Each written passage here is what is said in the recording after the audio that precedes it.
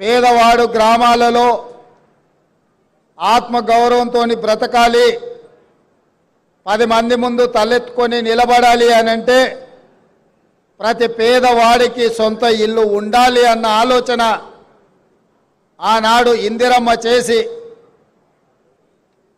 లక్షలాది ఇందిరమ్మ ఇల్లు పేదవాళ్లకు ఆనాడు కాంగ్రెస్ ప్రభుత్వం ఇచ్చింది. మళ్ళీ ప్రజాపాలన వచ్చిన తర్వాత ఈరోజు భద్రాచలంలో మా ఆడబిడ్డలు వేలాది మంది తరలి వచ్చి ఆశీర్వదిస్తే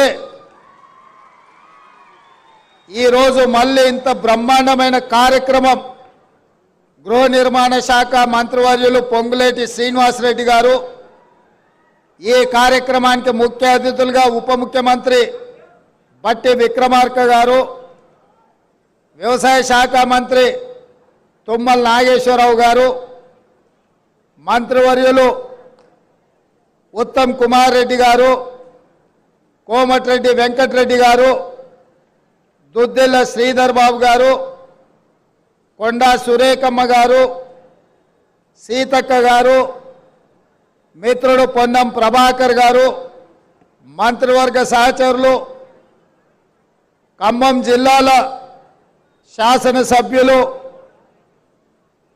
కాంగ్రెస్ పార్టీ నాయకులు, గృహ నిర్మాణ శాఖ అధికారులు, పాత్రికేయ మిత్రులు, ఆడబిడ్డలందరూ కూడా మిట్ట మధ్యాహ్నం అయినా కూడా ఈ మంచి కార్యక్రమంలో పాల్గొని ఇందిరమ్మ ప్రభుత్వాన్ని ఆశీర్వదించడానికి వచ్చినందుకు మీకు అందరికీ మనస్ఫూర్తిగా ధన్యవాదాలు, కృతజ్ఞతలు.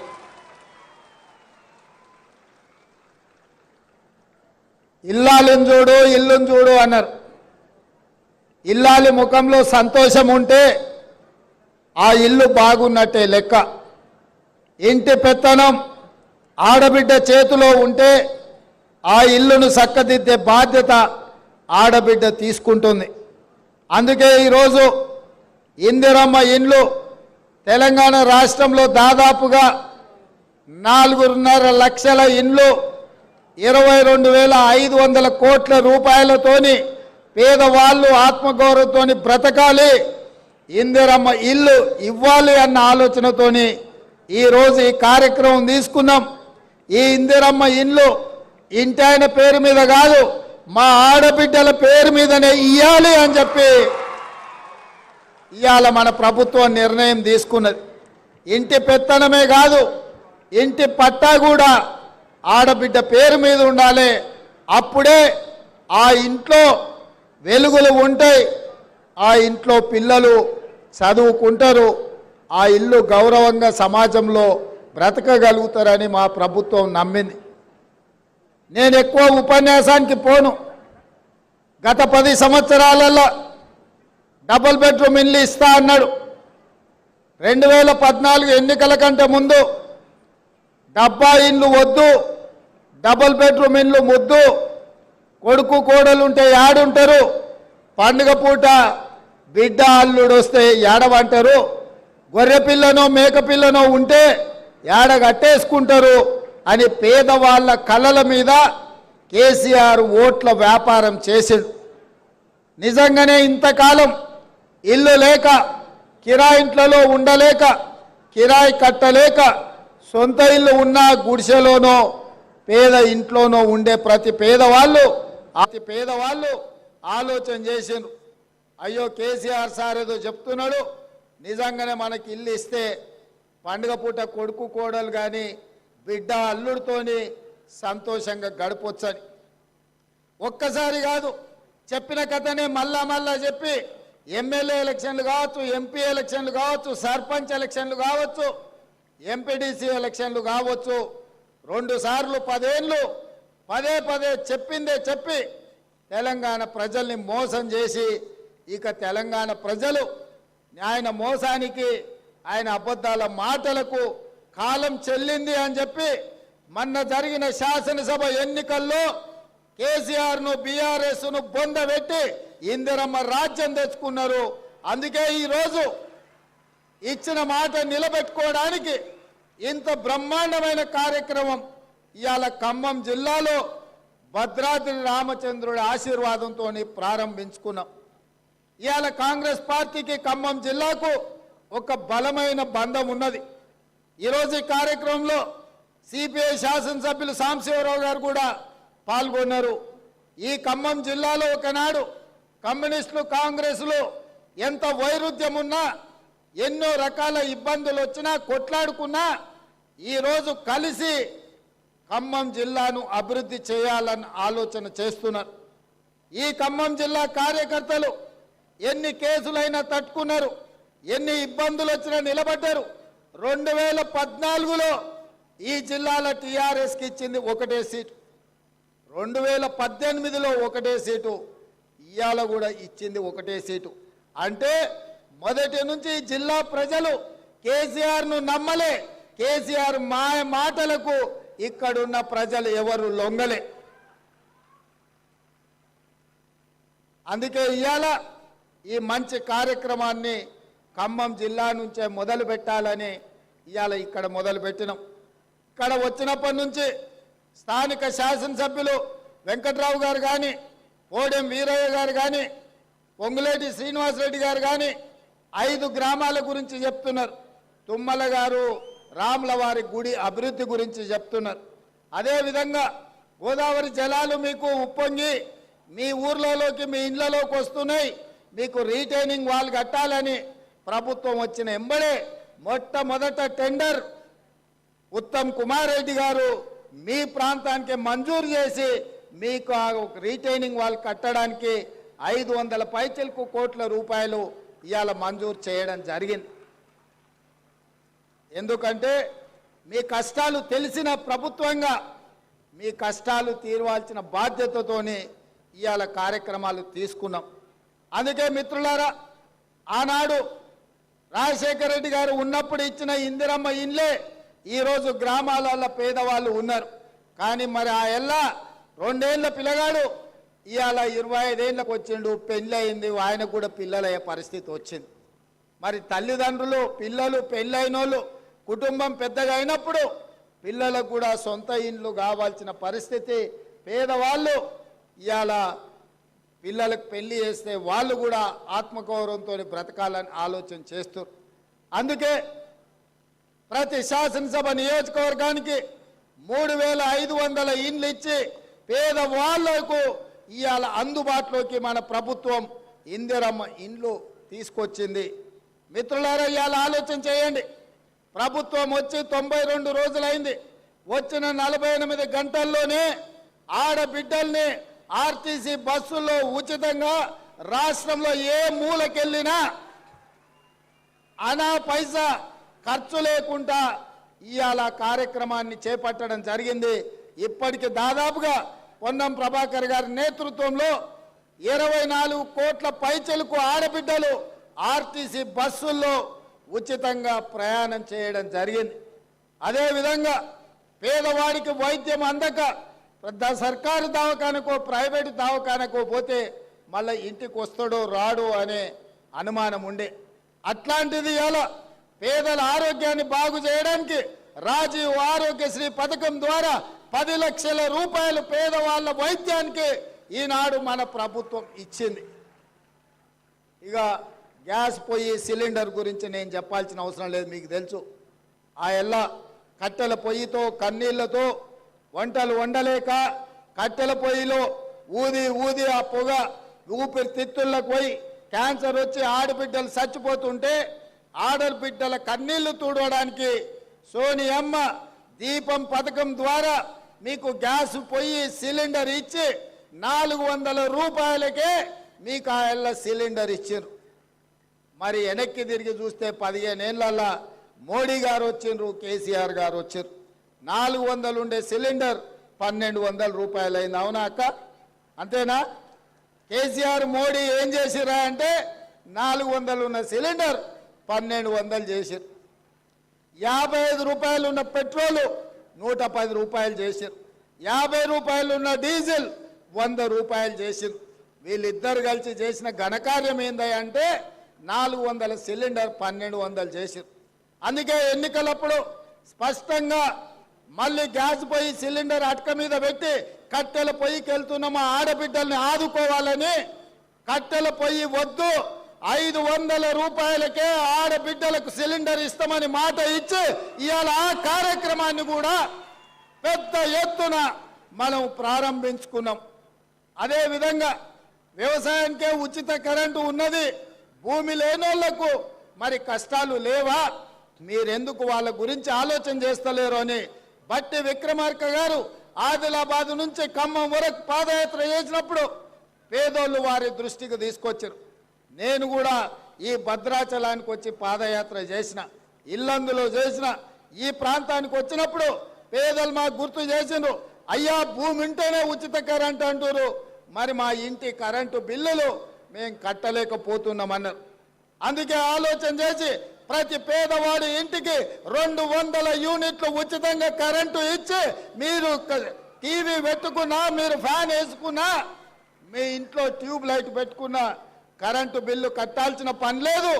మా ఆడబిడ్డలు రూపాయి కూడబెట్టి కరెంటు బిల్లు కట్టాల్సిన అవసరం లేదు అని చెప్పి ఇవాళ 200 యూనిట్ల వరకు ఉచితంగా పేదల ఇంటికి కరెంటు ఇచ్చి మీ ఇళ్లలో వెలుగులు నింపాలన్న ఆలోచన ఈ ఇందిరమ్మ రాజ్యంలో కాంగ్రెస్ ప్రభుత్వం చేస్తున్నది. ఇవాళ మీ అందరి సమక్షంలో దేశానికి ఆదర్శంగా ఉండే నిర్ణయం ఇందిరమ్మ ఇండ్లు 4,50,000 ఇండ్లు 22,500 కోట్ల రూపాయలతోని పేదవాళ్ళు ఆత్మగౌరవంతో బ్రతికే కార్యక్రమం ఇవాళ మీ కళ్ళ ముందు ఇందిరమ్మ ఇండ్ల కార్యక్రమాన్ని ప్రారంభించుకున్నాం.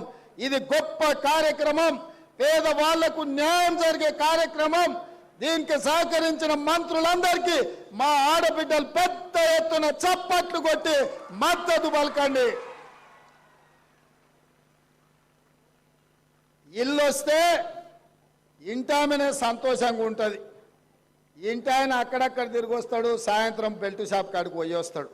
ఏమక్క అంతేనా? నగదు ఆడబిడ్డ దగ్గర ఉంటే పిల్లల చదువులకు వాడుతుంది, పాలకో పెరుగుకో ఇంటి మంచి పనికి వాడుతుంది. ఇంటాయన చేతులు ఉంటే సాయంత్రం పోయి చక్క బెల్ట్ షాపులు ఇచ్చి వస్తాడు. ఇక ఇల్లుగా కూడబెట్టేది లేదు, ఇల్లు కట్టేది లేదు. అవునా? అందుకే ఇవాళ మా ఆడబిడ్డలు మా అక్కలు సంతోషంగా ఉండాలి అని అంటే మేము ఆర్థిక మంత్రి గారిని అడగంగానే 22,500 కోట్ల రూపాయలు ఇచ్చి ఆడబిడ్డలను ఆదుకుందాం, అండగా నిలబడతామని ఇవాళ ఈ ఇందిరమ్మ ఇండ్ల కార్యక్రమం వేలాది మంది ఆడబిడ్డల సమక్షంలో ఈరోజు ప్రారంభించుకున్నాం. మా మీడియా మిత్రులు ఏమంటలేరా, మీ దాంట్లో పేదోళ్ళు లేరా అనే, మీకు వద్దా ఇందిరమ్మ ఇల్లు, మీకు ఆరోగ్య భద్రత కార్డు ఇస్తా అన్నాడు ఇయ్యలే, ఇండ్ల పట్టాలు ఇస్తా అన్నాడు ఇయ్యలే కేసీఆర్. మరి చాలా మంది నాకు తెలిసి ఇక్కడోళ్ళే పేదోళ్ళే ఇక్కడ ఉన్నారు. అవునా?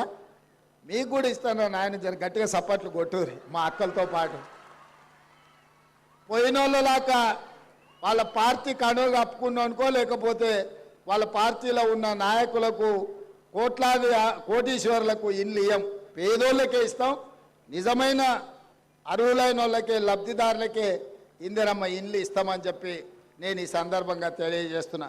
మిత్రులారా, మీరు ఒకటే ఆలోచన చేయండి, ఏ పథకం ప్రారంభించినా దాన్ని మొత్తం పూర్తిగా అమలు చేసే బాధ్యత మా ప్రభుత్వం తీసుకుంటుంది. హడావిడిగా ప్రారంభించి అటక మీద పెట్టే ఆలోచన మా ప్రభుత్వం చేయదు. ఏది ఇచ్చినా ఆనాడు ఆకాశమే హద్దుగా ఇందిరమ్మ ఇల్లు అడిగిన ప్రతి పేదవాడికి అక్కడక్కడ ఒకరొకరు 2 తీసుకున్నా కూడా ఆ ఎల్ల Congress party doctor YS Rajasekhara Reddy గారు ఉన్నప్పుడు ఇచ్చిన మాట వాస్తవం కదా, మీరు ఆలోచన చేయండి. అందుకే ఇవాళ నేను ఒక్క మాట సూటిగా కేసీఆర్కు సవాలు విసురుతున్నా. నువ్వు డబుల్ బెడ్రూమ్ ఇల్లు ఇచ్చినా దళితులను ఆదుకున్నా అంటున్నావు కదా, ఏ ఊర్లలో అయితే కేసీఆర్ డబుల్ బెడ్రూమ్ ఇల్లు ఇచ్చిండో ఆ ఊర్లలో నువ్వు ఓట్లు వేయించుకో. ఏ ఊర్లో అయితే ఇందిరమ్మ ఇండ్లు ఉన్నాయో ఆ ఊర్లో మేము ఓట్లు వేయించుకుంటాం. ఈ సవాల్కు సిద్ధమా అని చెప్పి నేను కేసీఆర్ని అడుగుతున్నా. ఇక ఈయన ఇట్లుంటే ఇక మోడీ అయితే ఇక ఆయన మాటలకు అద్దే లేదు నాయన. ఆయన మంచి మంచి డ్రెస్సులు వేసుకుంటాడు, తీయగా మాటలు చెప్తాడు. ఆయన బీజేపీ ఎన్నికల మేనిఫెస్టోలో చెప్పారు 2022 వరకు భారతదేశంలో ఉన్న పేదోళ్లకు 100% ఇండ్లు కట్టిస్తాం. ప్రధానమంత్రి ఆవాస్ యోజన పథకం కింద దేశంలో ఉండే ప్రతి పేదవాడికి ఇల్లు కట్టిస్తా అని అడిగాడు. నేను ఇవాళ సూటిగా కిషన్ రెడ్డి గారిని, ఆయన డాక్టర్ లక్ష్మణ్ను నేను అడుగుతున్న ఈ వేదిక మీద నుంచి మీడియా మిత్రుల సాక్షిగా, ఈటెల రాజేందర్ని అడుగుతున్నా, ప్రధానమంత్రి ఆవాస్ యోజన కింద తెలంగాణ రాష్ట్రంలో మీరు ఏడ ఇల్లు కట్టించినో చూపిస్తురండి. మీరు ఏడ ఇల్లు కట్టిస్తే ఆ ఊర్లో ఒక్క ఓటు కూడా మేము అడగం. ఆ ఓట్లన్నీ మీరే వేసుకోండి. మీ ఎన్నికల మేనిఫెస్టోలో లేదా 2022 వరకు ప్రతి పేదవాడికి ఇల్లు ఇస్తామన్న మాట వాస్తవం కాదా? తెలంగాణ రాష్ట్రంలో బీజేపీ ఎన్ని ఇల్లు ఇచ్చిందో ఇవాళ సమాధానం చెప్పాలి ఓట్లు అడగనికి వస్తే.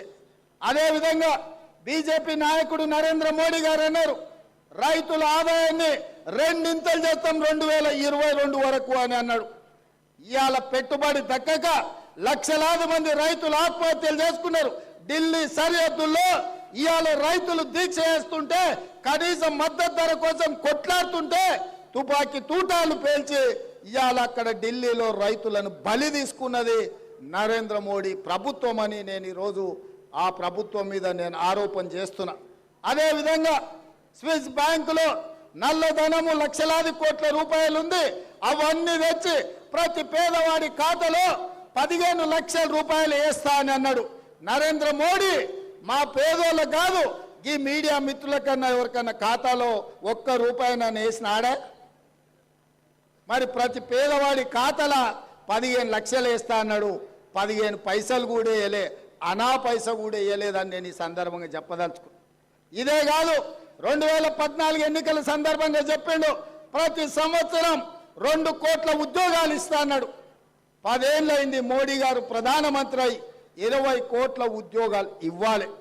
20 కోట్ల ఉద్యోగాలు నరేంద్ర మోడీ దేశంలో ఇచ్చుంటే 60-70 లక్షల ఉద్యోగాలు తెలంగాణ రాష్ట్రానికి వచ్చి ఉండేటివి.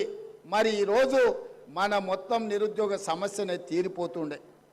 కాబట్టి ఇవన్నీ కూడా ఎన్నికల్లో వాళ్ళు ఇచ్చిన మాటలే తప్ప ఎక్కడ కూడా వాళ్ళు ఈ అమలు చేసిన పరిస్థితులు లేవు. అందుకే ఇది అధికారిక కార్యక్రమం. వాళ్ళు చెప్పినవి నేను గుర్తు చేయదలుచుకున్నా. మిగతాది బహిరంగ సభ ఉన్నది. ఆ బహిరంగ సభలో అడుగుతాం, వీళ్ళిద్దరిని కడుగుతాం, బండకేసి ఉతుకుతామని తెలియజేస్తూ ఎంత మంచి కార్యక్రమాన్ని ప్రారంభించి ఖమ్మం జిల్లా ఎప్పుడు కూడా కాంగ్రెస్ పార్టీకి మా ప్రభుత్వానికి ప్రత్యేక స్థానం ఉంది. అందుకే మీకు 3 మంత్రులు వచ్చినాయి. నిన్నగాక మొన్న రేణుకా చౌదరి గారికి రాజ్యసభ ఇచ్చినాం. మా బలరాం నాయక్ గారికి ఆల్రెడీ మహబూబాబాద్ పార్లమెంట్ టికెట్ ప్రకటించినాం. ఇవాళ ఖమ్మానికి ప్రత్యేకమైన స్థానం ఉంది. అందుకే ఇంత మంచి కార్యక్రమాన్ని ఇక్కడ ప్రారంభించుకున్నాం. మళ్ళొక్కసారి పెద్ద ఎత్తున చప్పట్లు కొట్టి మంత్రులను అభినందించాల్సిందిగా కోరుకుంటూ మీ అందరి దగ్గర సెలవు తీసుకుంటున్న మిత్రులారా, ధన్యవాదాలు. ఆనరబుల్ సీఎం గారు ఇప్పుడు కొందరు లబ్ధిదారులకు ఈ ఇందిరమ్మ ఇండ్ల శాంక్షన్ ఆర్డర్ అందజేస్తారు. పినపాక నియోజకవర్గం ముడిగ సావిత్రి, సోదే సత్యమ్మ పినపాక నియోజకవర్గం చెందిన ఇద్దరు ఆనరబుల్ సీఎం గారు వీరికి అందజేస్తారు. ఇందిరమ్మ ఇళ్ళు మోడల్ కనిపిస్తోంది. ఆ తర్వాత అశ్వారావుపేట నియోజకవర్గం వాళ్ళు రావాలి. అమ్మ రెండమ్మ, సావిత్రమ్మ, సావిత్రి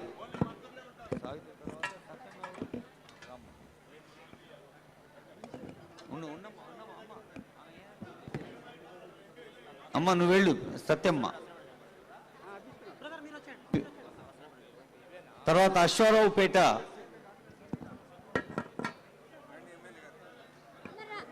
రాజ్యం గౌరమ్మ,